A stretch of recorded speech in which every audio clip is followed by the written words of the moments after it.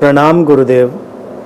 Progress is a measurable term and the Tao is not measurable. Is that why spiritual progress in essence is not measurable? आपने लिखा है कि जो आध्यात्मिक विकास है वो एक नापने योग्य मेजरेबल टर्म है और ताओ अमाप है, अनफेदमेबल है, इमेजरेबल है। तो आप लिखती हैं कि क्या इसीलिए जो आध्यात्मिक प्रगति है वो अपने सार रूप में मेजरेबल यानी मापने योग्य नहीं है।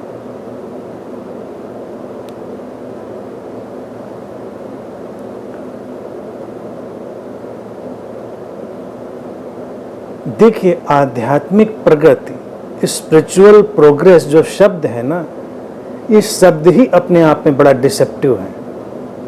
आध्यात्मिक प्रगति या स्पिरिचुअल प्रोग्रेस जो शब्द है, इसके अंदर बहुत बड़ा एक डिसेप्शन छुपा हुआ है।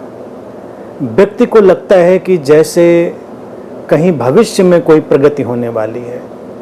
प्रगति, प्रोग्रेस का अर्थ है कि वो होगी, लेकिन जिसको हम आध्यात्मिक प्रगति कहते हैं, अगर विरोधाभासी शब्द की तरह भी उसे स्वीकार कर लें तो उसका तात्पर्य होता है कि अभी और यहीं जीना, लिविंग नाउ एंड हियर।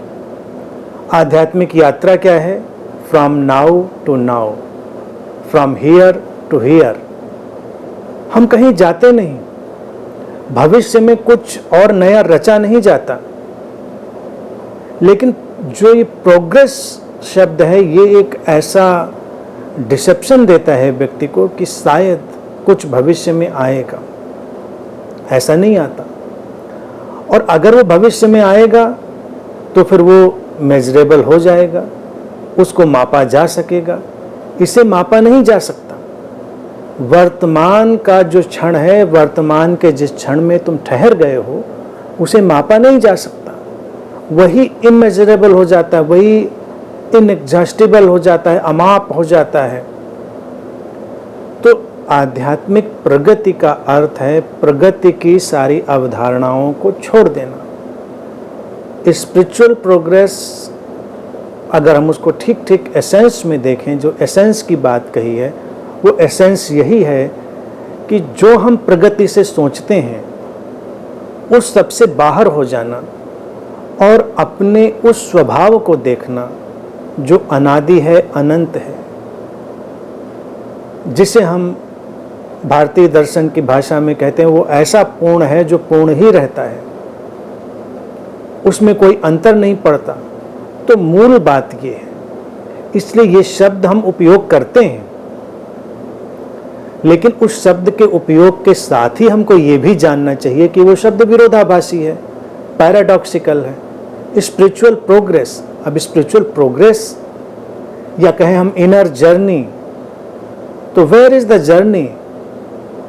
कहीं कोई जर्नी नहीं है, कहीं कोई यात्रा नहीं है, लेकिन हम शब्द का उपयोग करते हैं। शब्दों की सीमाएं हैं, शब्दों में ही ये जो माप है, मापने का जो जगत है